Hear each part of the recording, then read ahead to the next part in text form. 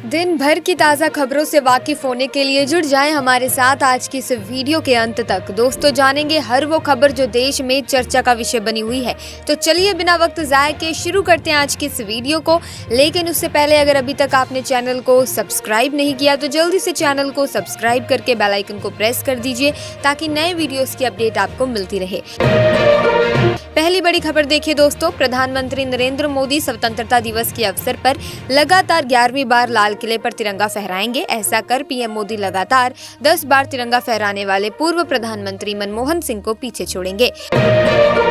राहुल गांधी ने इस साल लोकसभा चुनाव के दौरान रायबरेली से नामांकन भरा था। इस चुनावी नामांकन में उन्होंने कहा था कि 15 मार्च 2024 को उनके पोर्टफोलियो का मूल्य 4.33 करोड़ रुपए था। इसकी कीमत अब बढ़कर 4.80 करोड़ रुपए हो गई है।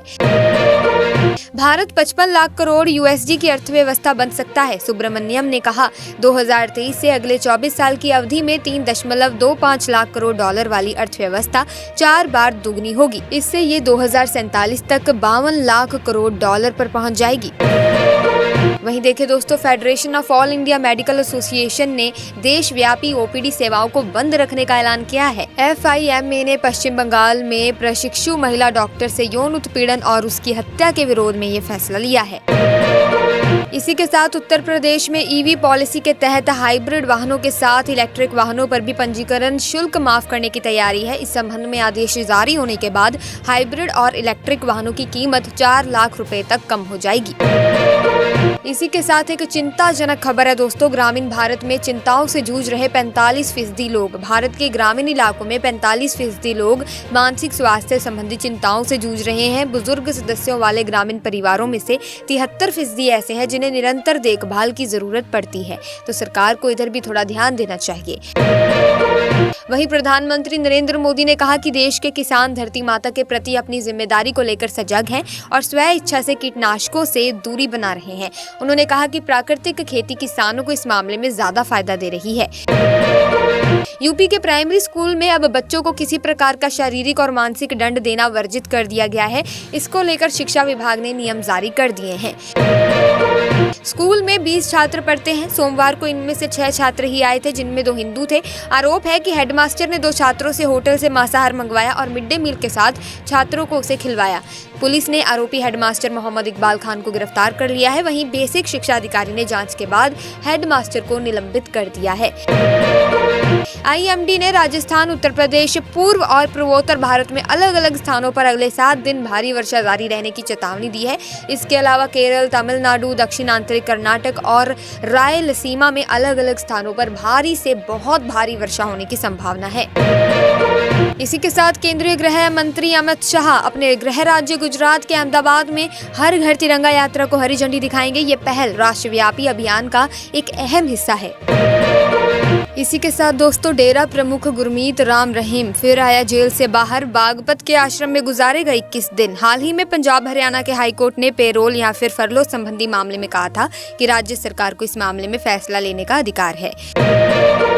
बिजनौर में रोडवेज बस और ट्रक में भिड़ंत, जिसमें करीब 1 दर्जन लोग घायल बताए जा रहे हैं। जानकारी के मुताबिक रोडवेज बस हरिद्वार से बरेली की तरफ जा रही थी। वहीं देखिए, जुलाई 2024 में खुदरा महंगाई दर में कमी आई है। ये निश्चित रूप से अर्थव्यवस्था के लिए सकारात्मक संकेत है। जून के मुकाबले जुलाई में खुदरा महंगाई दर घटकर 3.54% रह गई है, जबकि जून में ये आंकड़ा 5.08% था। इसी के साथ सीमित दायरे में पहुंचा शेयर बाजार। डॉलर के मुकाबले भारतीय करेंसी में बढ़त। मार्केट में जारी सपाट कारोबार का असर भारतीय करेंसी पर नहीं पड़ा है।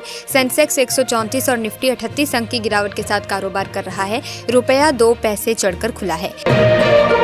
वहीं पूर्व अमेरिकी राष्ट्रपति डोनाल्ड ट्रंप ने एलन मस्क को दिए इंटरव्यू के दौरान राष्ट्रपति जो बाइडेन और कमला हैरिस पर जमकर निशाना साधा। उन्होंने कहा कि राष्ट्रपति उम्मीदवार के लिए कमला हैरिस तो जो बाइडेन से ज्यादा योग्य नेता हैं। उन्होंने कहा कि कमला हैरिस की वजह से बॉर्डर संकट बढ़ा है। दुनिया भर में T20 की बढ़ती लोकप्रियता को भुनाने के लिए शुरू की गई विभिन्न लेजेंड्स लीग में अनियमितताओं और विभिन्न समस्याओं को देखते हुए भारतीय क्रिकेट बोर्ड यानी कि BCCI भी IPL की तर्ज पर लेजेंड्स खिलाड़ियों की अपनी लीग शुरू कर सकता है। वहीं विनेश फोगाट पेरिस ओलंपिक 2024 में 100 ग्राम ज्यादा वजन होने के कारण फाइनल नहीं खेल सकी थी और मेडल से चूक गई थी। विनेश ने इस मामले के खिलाफ CAS में अपील की थी और इस मामले पर फैसला आज आ सकता है।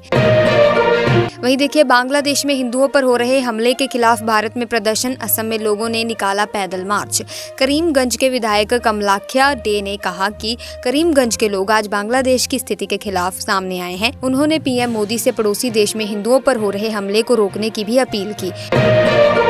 वहीं दोस्तों, भाजपा नेता और पूर्व केंद्रीय मंत्री रविशंकर प्रसाद ने कहा कि अरबपति निवेशक जॉर्ज सोरोस हिंडनबर्ग में निवेशक हैं और उन्हें प्रधानमंत्री नरेंद्र मोदी के नेतृत्व वाली सरकार के खिलाफ दुष्प्रचार अभियान चलाने के लिए जाना जाता है।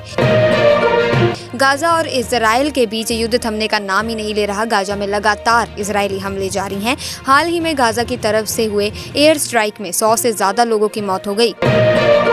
इसी के साथ जेल में बंद अरविंद केजरीवाल की गैर मौजूदगी में 15 अगस्त को दिल्ली के छत्रसाल स्टेडियम में स्वतंत्रता दिवस समारोह में शिक्षा मंत्री आतिशी राष्ट्रीय ध्वज फहराएंगी। मंत्री गोपाल राय ने CM से मुलाकात के बाद निर्देश भी दे दिए हैं।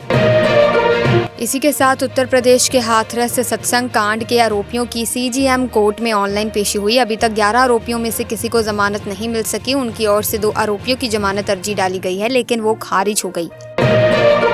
इसी के साथ पतंजलि भ्रामक विज्ञापन केस में बाबा रामदेव और आचार्य बालकृष्ण को सुप्रीम कोर्ट ने राहत दी है। कोर्ट ने पतंजलि के उत्पादों के बारे में भ्रामक विज्ञापन दिए जाने के मामले में बाबा रामदेव और पतंजलि आयुर्वेद लिमिटेड की माफी स्वीकार करने के बाद कोर्ट ने मानहानि केस बंद कर दिया है। 9 सितंबर को बैठेगी GST council. Tax slab duty पर लिया जा सकता है फैसला।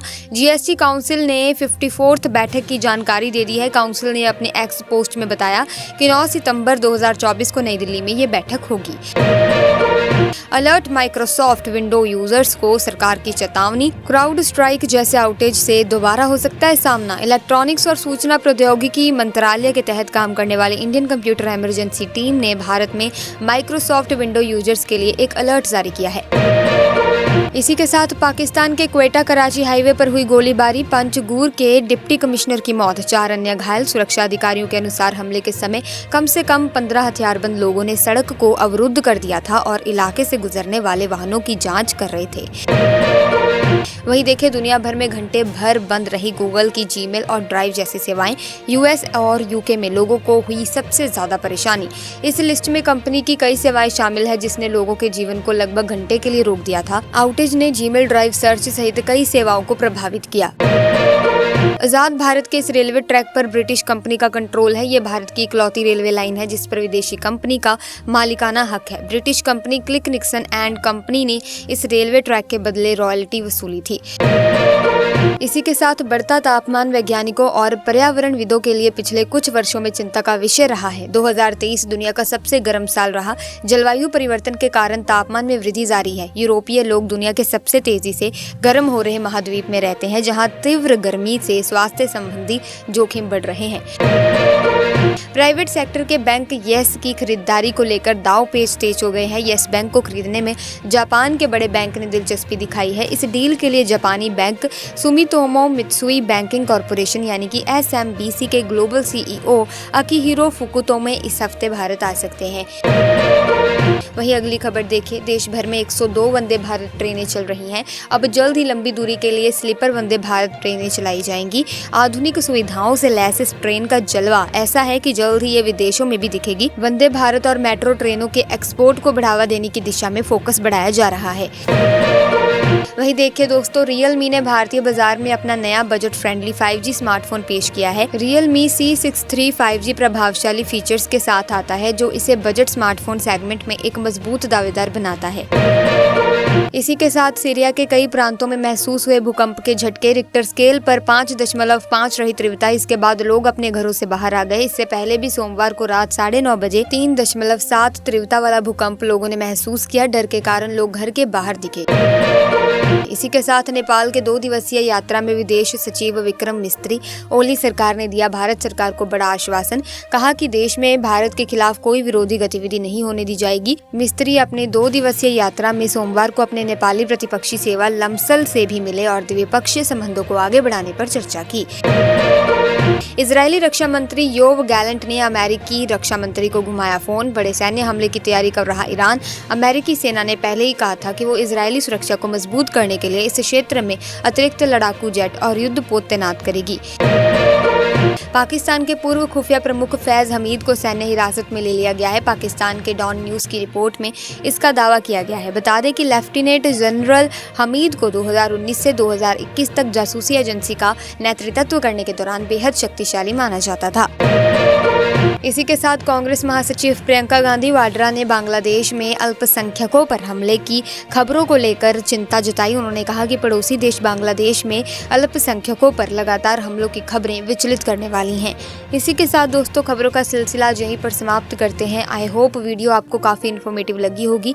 इफ़ यस तो आप इस वीडियो को लाइक कीजिए, शेयर कीजिए, चैनल को सब्सक्राइब करके बेल आइकन को प्रेस कीजिए ताकि तमाम नए वीडियोज़ की अपडेट आपको मिलती रहे। हम मिलेंगे जल्दी, तब तक के लिए थैंक्स फॉर वॉचिंग।